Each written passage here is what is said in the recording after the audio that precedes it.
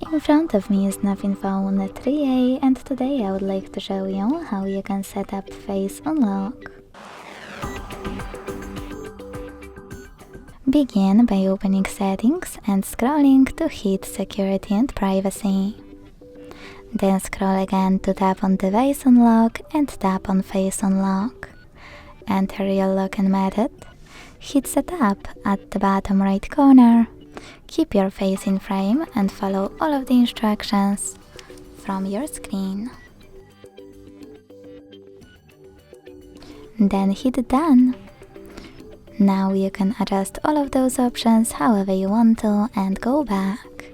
So when I switch off my screen and turn it back on, I can see that Face Unlock is working properly. Thanks so much for watching. If you enjoyed this video, leave a like, comment and subscribe. Bye!